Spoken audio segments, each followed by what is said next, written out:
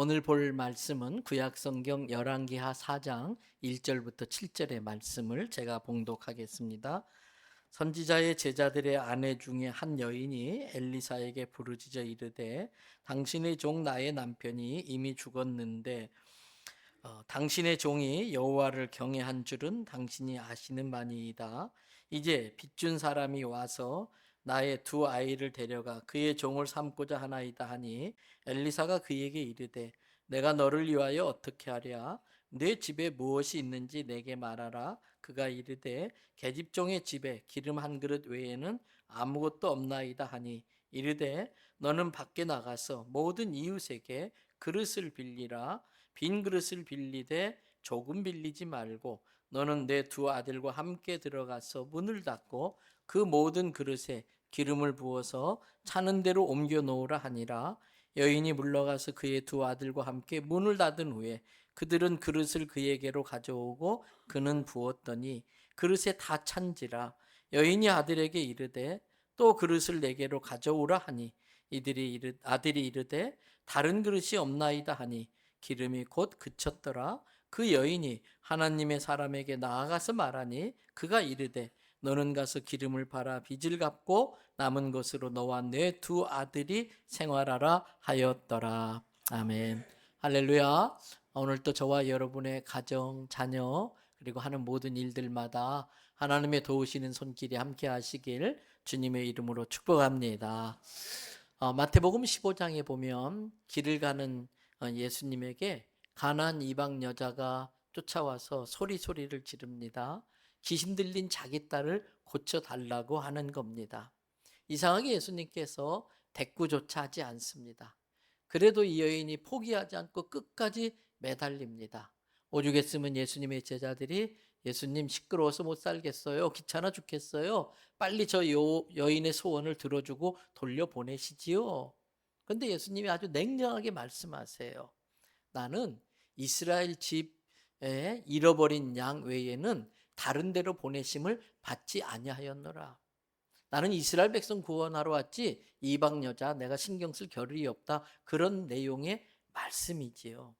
성도 여러분, 이때가 중요합니다. 그래도 매달려야 됩니다. 이때가 중요해요. 그래도 포기하면 안 됩니다.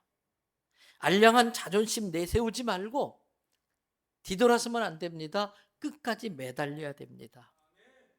이 이방 여인이 예수님의 그런 반응에 어떻게 반응하는지 보세요.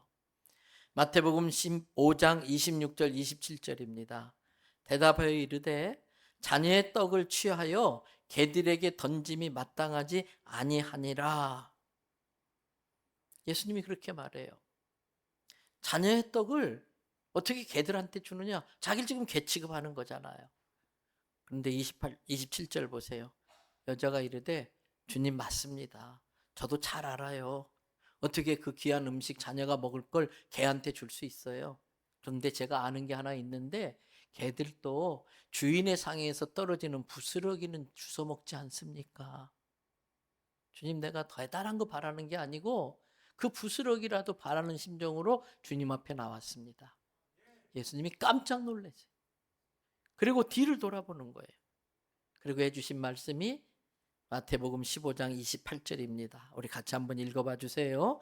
이에 예수께서 대답하여 이르시되 여자여 내 믿음이 크도다 내 소원대로 되리라 하시니 그때로부터 그의 딸이 나으니라. 할렐루야. 여자야 너 믿음이 정말 크구나. 네가 원하는 대로 내 소원대로 되라. 그 순간 딸이 나왔어요. 여기서 우리가 알아야 됩니다. 믿음도요 작은 믿음이 있고 큰 믿음이 있더라고요. 내 소원대로 되라 이 말씀은 너의 믿음의 크기대로 되라 그 뜻입니다. 그러므로 성도 여러분 믿음 없는 자가 되지 말고 믿음 있는 자가 되시기를 바랍니다. 그리고 이왕이면은 큰 믿음 가진 사람 되기를 축복합니다. 더 나아가서 큰 믿음보다도 더 큰 믿음. 한번 따라합시다. 더 큰 믿음. 더 큰 믿음. 더 큰 믿음 가진 사람이 되길 바랍니다. 이 믿음이 없어서 나중에 더 크게 구할 걸, 더 많이 준비할 걸, 더 많이 충성할 걸, 더 큰 믿음 가질 걸, 이렇게 껄껄거리면서 아쉬워할 일이 없기를 바랍니다. 그래서 오늘 설교 제목이 뭐예요? 아쉬움이에요. 안 한 거 아닙니다. 했습니다. 그런데 좀 더 충성할 걸, 좀 더 봉사할 걸, 좀 더 헌신할 걸. 아닌 거 아니에요. 했는데 나중에 살짝 아쉽게 느껴질 때가 있을 수도 있다는 거예요. 안 준 거 아닙니다. 달라고 해서 주었습니다. 그런데 나중에 좀 더 줄 걸, 그때 좀 더 도와줄 걸, 이러한 아쉬움이 남을 때가 있다는 겁니다. 저는 오늘 본문을 읽을 때마다 참 신나요. 왜요? 다 떨어진 줄 알았는데 빈 그릇을 갖다 대기만 하면 막 기름이 계속 끊이지 않고 나오는 거예요. 얼마나 신나는지 몰라요. 그럼에도 불구하고 아쉬움이 있어요. 오늘 본문의 배경을 잘 아실 겁니다. 엘리야 선지자의 제자 중에 한 명이 갑자기 죽었어요. 그러자 그 아내 되는 여인이 엘리사 선지자를 찾아와서 하소연을 합니다. 뭐라고 하는지 1절 보세요. 선지자의 제자들의 아내 중에 한 여인이 엘리사에게 부르짖어 이르되 당신의 종 나의 남편이 이미 죽었는데 당신의 종이 여호와를 경외한 줄은 당신이 아시는 바니이다. 이제 빚준 사람이 와서 나의 두 아이를 데려다가 그의 종을 삼고자 하나이다. 여러분, 이 남편은 엘리사 선지자도 인정할 정도로 여호와를 경외하는 믿음이 참 좋은 사람인 것 같아요. 그런데 많은 빚을 지고 아내와 두 아들을 남기고 죽고 말았어요. 그런데 역사가 요세푸스에 의하면, 그리고 랍비들의 전통에 의하면 이 여인은 열왕기상 18장에 나오는 오바댜라는 사람의 미망인이었을 거라고 해석을 하고 있어요. 이 오바댜는 어떤 사람입니까? 바알과 이세벨 왕비가 바알신과 아세라 신을 섬기느라고 여호와를 섬기는 선지자들을 다 잡아 죽이는 거예요. 그때 많은 선지자들이 다 숨어가지고 먹을 것도 못 먹고 아주 전전긍긍할 때에 오바다가 많은 선지자를 숨겨두고 그들을 먹여 살렸어요. 아마 이 빚은 그때 진 빚이었을 거예요. 여러분, 그런데 남편이 그러다가 죽고 마니까 빚쟁이들이 몰려와가지고 갚아라. 못 갚으면 율법에 정한 대로 네 두 아들 데려다가 내가 종살이 시키겠다. 지금 그거예요. 얼마나 딱합니까? 그런데 우리 중에도 그런 성도들이 있어요. 자기 쓸 것은 쓰지 않으면서 아끼면서 복음 전파하는 일, 영혼 구원하는 일에 물질을 아끼지 않는 분들이 계시더라고요. 여러분, 저는 그런 분들을 주님이 다 보고 계시는 줄로 믿습니다. 그런 분들을 주님이 다 알고 계시는 줄 믿습니다. 그런 분들의 인생과 그 자녀들을 하나님이 책임져 주실 줄도 믿습니다. 여러분, 이 여인이 이렇게 곤란한 상황에 처했어요. 우리들도 혹시라도 이러한 곤란의 상황에 처하면 어떻게 해야 될까? 1절을 다시 보세요. 이 여인은 그 곤란한 상황에 처하자 엘리사 선지자를 찾아가서 부르짖었어요. 나 좀 도와주세요. 나 좀 불쌍히 여겨주세요. 부르짖었어요.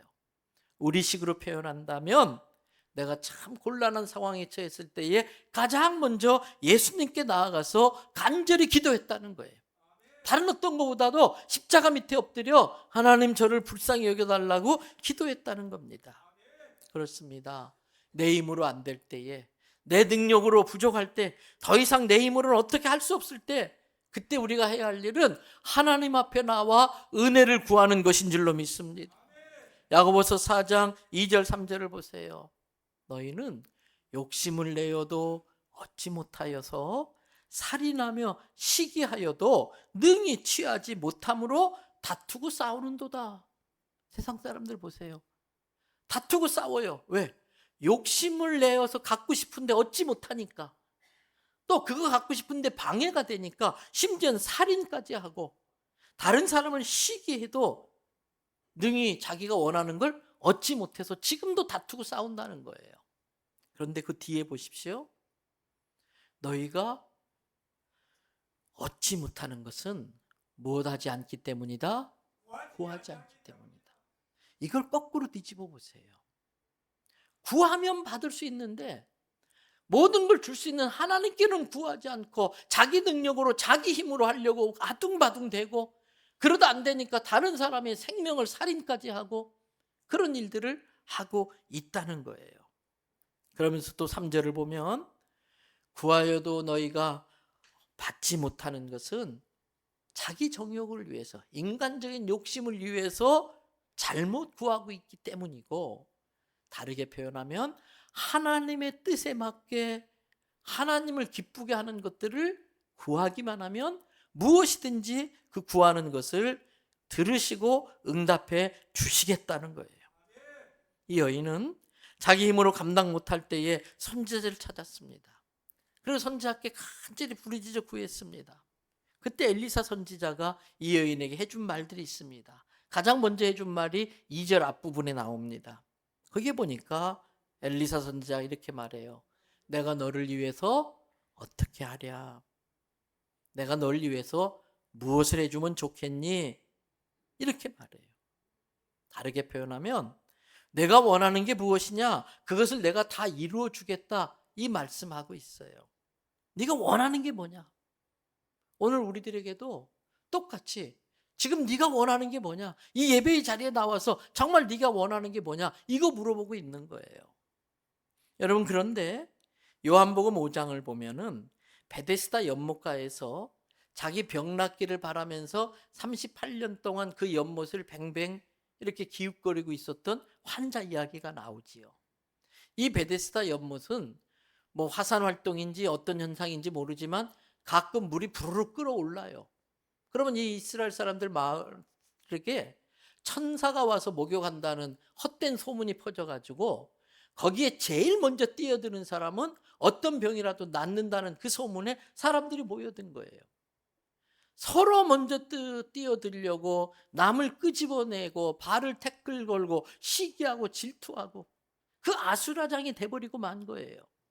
근데 이 38년 된 병자는 아마 몸에 갖고 있는 장애 때문에 제일 먼저 그 물에 들어간다는 것은 정말 힘든 일이에요. 불가능한 일이에요. 그래서 38년 동안 거기에 맴도는데 가장 먼저 뛰어들면 병이 낫는다는 그 헛소문에 속아가지고 38년의 인생을 거기서 헛되이 보내고 있고, 앞으로도 38년을 더 그곳에 머물러도 아무런 나을 수 있는 기대와 소망이 없는 사람이에요. 여러분, 그 사람에게 예수님이 찾아오셨어요. 뭐가 은혜입니까? 세상 헛소문에 쏘가가지고 내 인생을 38년 동안 낭비했고 앞으로 38년을 낭비해도 아무런 기대가 없는 내 인생에 예수님이 찾아와 주신 거예요. 오늘 이 예배의 자리에 나와 있다는 것 자체가 은혜 중에 은혜인 것이에요. 이 예배의 자리에 있다는 것 자체가 내가 축복받은 증거예요. 주님이 내 인생에 찾아와 주셨기 때문에. 그러면서 예수님이 그 환자에게 이런 말씀을 하세요. 요한복음 5장 6절입니다. 같이 한번 읽어봐 보십시다. 예수께서 그 누운 것을 보시고 병이 벌써 오래된 줄 아시고 이르시되 내가 낫고자 하느냐? 뻔한 질문을 왜 물어봐요? 네가 낫고자 하느냐? 물어보나 마나한 질문을 왜 물어봐요? 그런데 예수님 물어봤어요. 왜 그런지 아세요? 병이 낫기를 원해서 거기에 뱅뱅 돌고 있지만 38년 지나다 보니까 자기는 나을 수 없다는 걸 이미 받아들이고 있는 거예요. 비록 그곳에 머물고 있지만 자기 병이 낫고 싶은 소원이 그 속에는 없는 거예요. 그래서 예수님이 그걸 깨우쳐 주기 위해서 네가 정말 낫고자 하느냐? 너의 소원이 뭐냐? 이걸 분명하게 해주고 싶었던 겁니다. 오늘 여러분, 하나님 앞에 예배드리러 나온 이 자리를 통해서 하나님에 대한 아무런 기대가 없이 나왔다? 그건 종교행위입니다. 그건 신앙이 아닙니다. 하나님 앞에 나오면서 아무런 소원도 없이 아무런 기대도 없이 그냥 나와 앉아있다? 헛소문에 속아서 38년 동안 베데스다 연못가를 맴돌던 그 사람이나 나나 다를 바가 뭐가 있느냐 이거예요. 그래서 오늘 주님은 이 말씀을 통해서 정말 네가 나를 믿느냐? 그렇다면 그 믿음을 가지고 네가 간절히 원하는 너의 소원이 뭐냐? 그게 진짜 믿음에 근거한 소원이냐? 이걸 짚어주고 싶으신 거지요. 소원은 품어야 이루어집니다. 품지 않는 소원이 이루어지는 법은 없습니다. 꿈을 꿀 때에 이루어지는 것이지 품지 않는 꿈이 이루어지는 법은 없습니다. 그래서 시편 기자는 시편 145편 15절 16절에서 이렇게 고백합니다. 모든 사람의 눈이 주를 앙망하니 주는 때를 따라 그들에게 먹을 것을 주시며. 모든 사람들이 주님만 기대하고 바라고 나오면, 주를 앙망하면 주는 때를 따라 그들의 모든 필요를 채우시고 먹여 주신다는 거예요. 그러면서 16절 뭐라고 했는지 다 같이 한번 또 읽어봅니다. 손을 펴사 모든 생물의 소원을 만족하게 하시나이다. 우리 하나님 어떤 분이신가? 자기가 창조한 모든 생물의 그 소원을 만족시켜 주시는 분이라는 거예요. 그러므로 우리는 우리 안에 이루고 싶은 소원을 가지고 하나님 앞에 나아가야 되는 겁니다. 오늘 엘리사 선지자가 이 여인에게 내가 너를 위하여 어떻게 하랴 이렇게 물으신 것처럼 정말 네가 나한테 간절히 바라는 게 뭐냐, 정말 내가 이루어 줄 수 있다고 믿는 너의 소원이 무엇이냐, 그거부터 물어보시는 거예요. 여러분, 하나님 앞에 나올 때마다 내 소원이 분명해져서 나오시기를 바랍니다. 엘리사 선지자가 이 여인에게 두 번째 한 말이 있습니다. 역시 본문 2절에 나옵니다. 뭐라고 말씀하시느냐? 내 집에 무엇이 있는지 내게 말하라. 이 여인이 말합니다. 예, 선지자님, 우리 집에는 기름 한 그릇 외에는 아무것도 없나이다. 여러분, 말을 잘해야 돼요. 아무것도 없나이다 그러면 그 인생은 아무것도 없는 인생 돼버려요. 선지자님, 참 힘들긴 한데 그래도 우리 집에 아직 기름 한 그릇이 있습니다. 이렇게 표현하면 얼마나 좋았을까. 내 인생을 자기 스스로 축복할 줄 알아야지 자기 인생을 각박하게 만들면 안 돼. 부정적이고 불평하고 원망하고, 그게 그 사람의 믿음으로 자리 잡고 있으니까 너희 믿음대로 될지어다 했잖아요. 그러니까 그 믿음대로 그 인생은 자꾸 꼬이는 거예요. 부정적이 되는 거예요. 이 여인의 표현이 우리 집에는요 이제 다 떨어지고요 기름 한 그릇밖에 없고요 아무것도 없어요. 그럼 아무것도 없는 인생 되는 거예요. 그런데도 은혜는 뭡니까? 그런 여인의 인생 가운데 하나님의 은혜가 임한다는 거예요. 여러분, 이 여인에게 기름 한 그릇 외에는 아무것도 없어요. 그게 그의 전부예요. 그러나 그것이 주님의 손에 붙들려지면 하나님의 능력을 만들어내는 재료로 이용당하는 겁니다. 재료로 이용되는 거예요. 그 기름은 그 여인의 믿음을 증명할 재료였었어요. 여러분, 그 기름 한 병이 어떤 사람에게는 에게게 겨우 그거 가지고 꼴랑 기름 한 그릇 이런 것일 수 있어요. 그러나 그 여인에게 그 기름 한 그릇은 그녀의 전부였어요. 그 기름을 드린다는 건 그녀의 최선이었어요. 무슨 의미일까요? 여러분, 우리도 마찬가지예요. 내 인생이 기름 한 그릇 같은 보잘것없는 인생으로 비춰질지 모르지만 그런 내 인생도 주님의 손에 붙들리면은 내 인생이 축복의 통로로 쓰임받을 수 있다는 의미예요. 여러분, 세상 사람들의 눈에 우리의 모습은 골리앗 앞에 선 다윗 같은 모습일 수도 있어요. 골리앗이 그 완전 무장을 하고 나와서 있고 다윗은 아무런 갑옷도 입지 못하고 요만한 돌멩이 몇 개 들고 나오는 모습은 비교 불가. 너무 초라하고 보잘것없어요. 그러나 다윗의 마음에 뭐가 있었어요? 하나님의 영광을 모욕하는 저 골리앗을 그냥 놔둘 수 없다. 내가 저 골리앗과 붙으면 내가 진다는 거 잘 안다. 게임도 안 된다는 거 잘 안다. 그래도 나는 그냥 놔둘 수 없다. 그러면서 하나님, 나 같은 기름 한 그릇 같은 보잘것없는 인생을 주님께 드리겠으니 한번 저를 써주세요. 그 마음을 하나님 받으신 거예요. 그래서 다윗이 능력이 있어서 골리앗을 쓰러뜨린 게 아니라 그 마음을 기특하게 보시고 함께 해주신 하나님의 능력이 골리앗을 쓰러뜨리고 만 거지요. 요한복음 6장에 보면 어린아이가 예수님께 보리떡 5개, 물고기 2마리를 들고 나옵니다. 여러분, 이 아이의 마음에 이건 어린아이의 점심 도시락 정도밖에 안 되는 거예요. 근데 이 아이의 마음에 나도 배고프지만 하루 종일 저렇게 말씀 전하신 예수님은 얼마나 시장하실까. 우리는 다 못 먹어도 예수님이라도 좀 잡수시면 좋겠다. 그러면서 자기 것을 드린 거예요. 그 보리떡 5개 물고기 2마리를 예수님이 들고 하늘으로 축사할 때에 5,000명이 먹고도 남은 조각이 12바구니에 가득 되어지는 기적이 일어났어요. 예수님은 그 기름 한 그릇, 보리떡 5개 물고기 2마리 같은 그걸 받으셨지만 그것과 함께 그 마음과 믿음을 받으신 거지요. 아무리 적고 미천한 것일지라도 하나님의 손에 붙들리면 이렇게 기적을 일으키는 인생으로 바뀔 줄로 믿습니다. 여러분, 우리도 어떤 의미에서는 내 인생에 기름 한 그릇밖에 안 남았기 때문에 하나님 앞에 나온 거 아닌가요? 보리떡 5개 물고기 2마리밖에 없으니까 하나님 앞에 나온 거잖아요. 내 능력으로는 골리앗을 절대 이길 수 없을 것 같으니까 만군의 여호와의 이름을 의지해서 나오게 되잖아요. 만약에 내가 가진 것이 그것보다 좀 더 많았다면 어쩌면 우리는 그것 믿고 하나님 앞에 까불고 건방 떨고 있을지 모르겠는데 가진 게 그거밖에 없으니까 주님 앞에 나오게 된 거지요. 때문에 우리에게 필요한 것은 사람들이 부러워할 만큼 많이 갖는 것이 아니라 하나님의 은혜가 아니면 저는 아무것도 아니에요. 예수님, 주님 아니면 저는 아무것도 아니에요. 아무것도 못해요. 그렇게 나오는 가난한 마음, 겸손한 마음인 것이지요.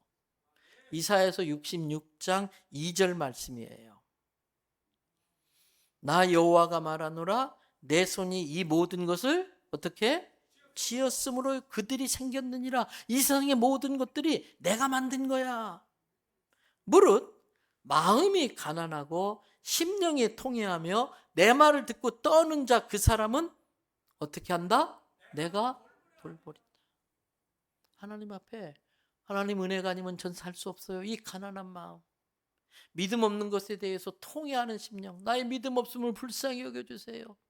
하나님의 말씀을 듣고 그 말씀에 대한 그 약속 때문에 막 가슴이 벌렁거리고 정말 떨리는 그러한 심정, 하나님에 대한 기대와 소망을 갖고 나온 그들을 내가 외면하지 않고 내팽개치지 않고 이 우주 만물을 창조한 내가 그들을 돌보겠다고 약속하셨어요. 그러므로 성도 여러분, 내 힘으로 안 될 때에, 내 능력으로 안 될 때에 가난한 마음 통회하는 심령, 주의 말씀을 듣고 떠는 심정으로 주님께 나오시기를 바랍니다. 그런 자를 주님은 절대 외면하지 않고 돌보아 주시겠다는 겁니다. 오늘 엘리사 선지자가 이 불쌍한 과부에게 물었던 질문, 우리에게도 똑같이 물어봅니다. 내게 무엇이 있느냐? 주님, 제게 있는 건 이것인데 참 보잘것없어요. 그러나 주님이라면 이것을 통해서라도 얼마든지 놀라운 일을 행하실 줄 제가 믿고 이것을 주님께 드립니다. 저를 써주시옵소서, 저를 받으시옵소서. 그렇다면 주님은 우리가 헌신한 그걸 통해서 놀라운 하나님의 역사를 일으켜 주실 줄로 믿습니다. 해마다 이맘때쯤이면 교회에서 내년 사역을 위해 헌신할 자들을 찾는 하나님의 캐스팅이라는 걸 나누어 드리지요. 어떤 부서에서 교회학교 교사라든지 찬양대라든지 전도팀이라든지 여러 봉사팀에서 헌신할 것을 이렇게 자원하는 하나님의 캐스팅을 이렇게 모집을 하게 됩니다. 그때 여러분, 내가 나를 보면 참 부족하지만 내가 부족한 만큼 주님이 더 크게 역사할 수 있는 거예요. 내가 잘난 만큼 주님은 더 역사하는 폭이 줄어들겠지요. 그래서 부족하다고 뒤로 물러서는 게 아니라 마치 우리 옛날 초등학교 다닐 때에 선생님이 교무실서 급하게 나오다가 출석부를 안 갖고 오잖아요. 그러면 출석부 가져올 사람 막 저요 막. 왜? 선생님 눈에 들고 싶어서, 그렇게라도 쓰임 받고 싶어서. 그런 아이들처럼 하나님이 쓰시겠다 그러면 나의 기름 한 그릇 겨우 이거밖에 없는데 이게 아니라 이거라도 주님 써주세요. 이렇게 자원하면서 헌신할 수 있게 되기를 바랍니다. 그럴 때에 엘리사 선지자가 이 여인에게 세 번째 준 말이 있어요. 4장 3절을 보세요. 같이 한번 읽어보십시다. 이르되 너는 밖에 나가서 모든 이웃에게 그릇을 빌리라. 빈 그릇을 빌리되 조금 빌리지 말고. 빈 그릇을 빌리되 어떡하라고요? 조금 빌리지 말고. 이걸 뒤집어 말하면 뭐예요? 어떻게 빌리라고? 많이 빌리라고. 모든 이웃에게 빈 그릇을 빌리되 빌릴 수 있는 만큼 한껏 빌려오라고 그랬어요. 이 선지자의 말에 이 여인이 왜요? 그러지 않았어요. 이 선지자의 말에 이 여인이 지금요? 그러지 않았어요. 이 선지자의 말에 이 여인이 나요? 이렇게 말 안 했어요. 근데 제가 조금 전에 했던 거 왜요? 지금요? 제가요? 이게 요즘 MZ세대 아이들이 잘 쓰는 말이래요. 어른들이 시키면 왜요? 지금 하라고요? 내가요? 이게 MZ세대들의 반응이래요. 그런데 하나님 앞에서 혹시 우리들의 모습이 그렇게 보이진 않을까요?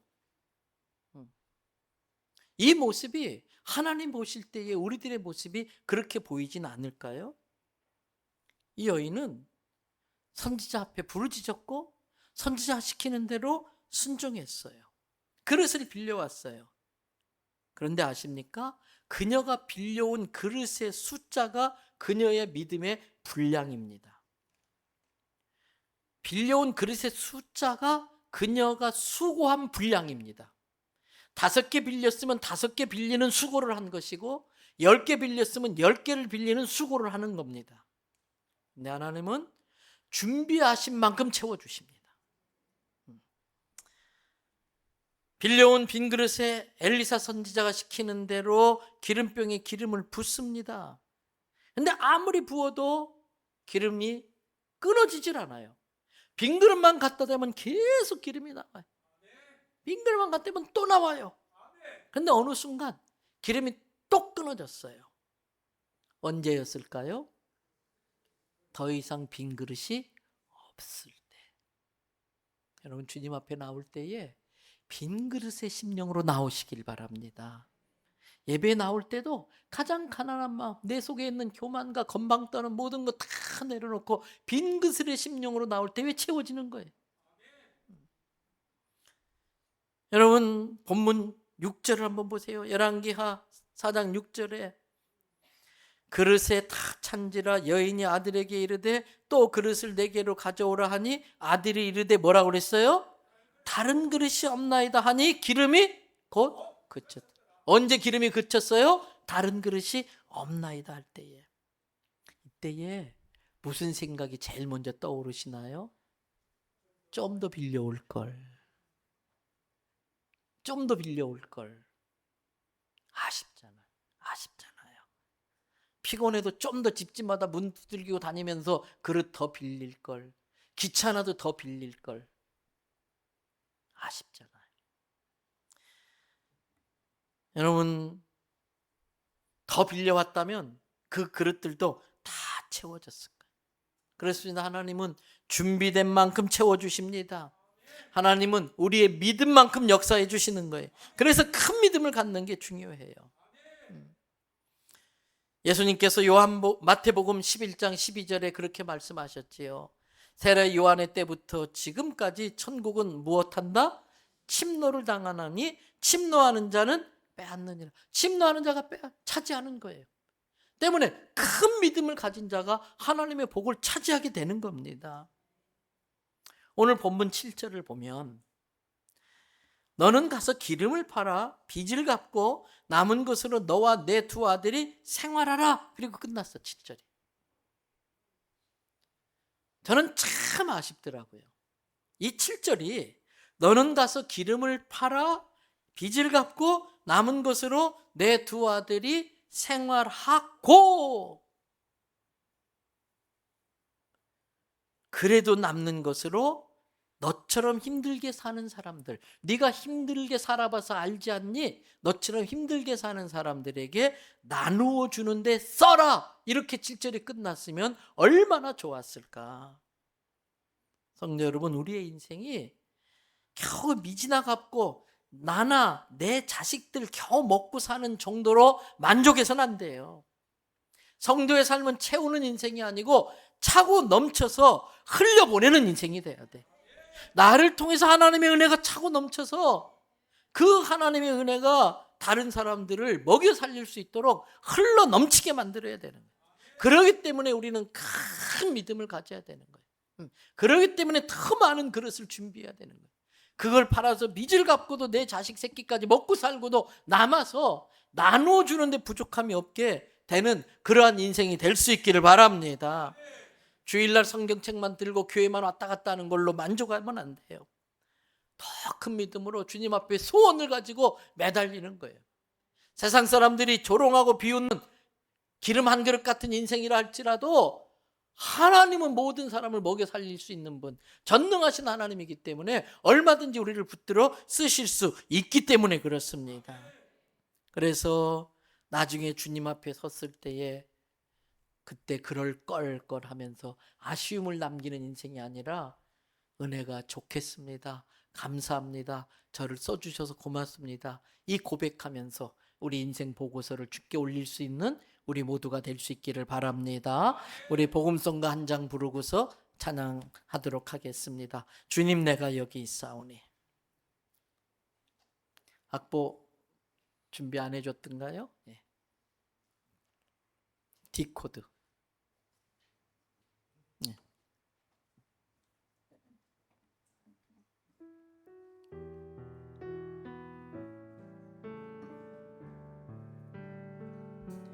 주님 내가 여기 있사오니 나를 보내소서.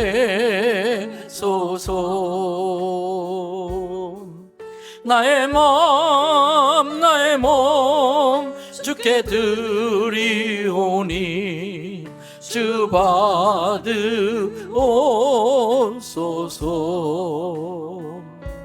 주님 내가 여기 있사오니 나를 써주소서.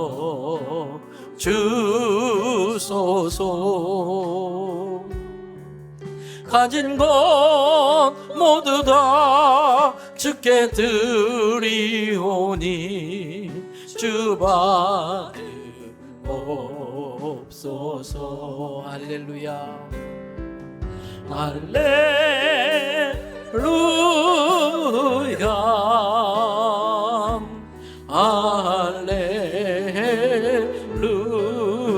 할렐루야.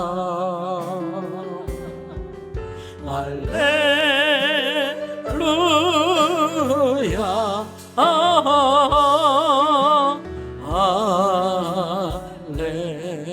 할렐루야. 거기까지만 찬양합니다.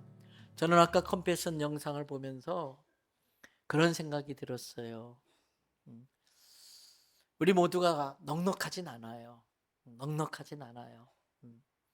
그런데도 쓸 곳이 많은데도 그렇게 전 세계의 178명 아이들을 우리들이 돕고 있잖아요. 여러분, 그 아이가 잘 교육받을 수 없는 상황에 태어났는데 제대로 된 교육받아서 대학까지 졸업해서 제대로 된 직장을 갖게 되면 자기 가족을 먹여 살려요. 한 가정이 일어나는 거예요. 그리고 그 아이가 또 잘 되면 그 나라의 지도자가 될 가능성이 다른 어떤 아이들보다도 훨씬 더 확률이 높아요. 그렇다면 우리가 쓸 것도 많지만 가장 가성비 있게 물질을 쓸 줄 알아야 되겠지요. 저희 가정에서도 두 아이를 섬기고 또 월드비전이나 뭐 기아대책 뭐 이런 데를 통해서 또 섬기는 분들도 많이 있겠지만 부부끼리 나가서 저녁 한 끼 먹을 수 있는 거예요. 그것도 필요하겠지만 그것을 아껴서 그런 아이들을 섬길 때에 우리를 통해서 예수님의 사랑이 흘러가게 되고 그를 통해서 맺어질 열매들은 우리 상상을 초월하게 될 거예요. 다시 한번 주님, 나 혼자 겨우 먹고 살다 끝내는 인생이 아니고 주님께 쓰임받아서 축복의 통로가 되는 인생 살게 해달라는 그 소원을 품고 주님 앞에 부르짖어 기도하십시오. 가난한 마음, 겸손한 마음으로 주님 앞에 내 삶이 드려진다면 주님은 보잘것없어 보이는 나를 통해서라도, 세상 사람들이 비웃는 그러한 초라한 나를 통해서라도 주님은 얼마든지 놀라운 기적과 역사를 일으켜 주실 것입니다. 우리 교회와 우리 통로가 하나님의 손에 익숙하게 붙들려 쓰임받는 축복의 도구가 될 수 있기를 주님의 이름으로 축복합니다.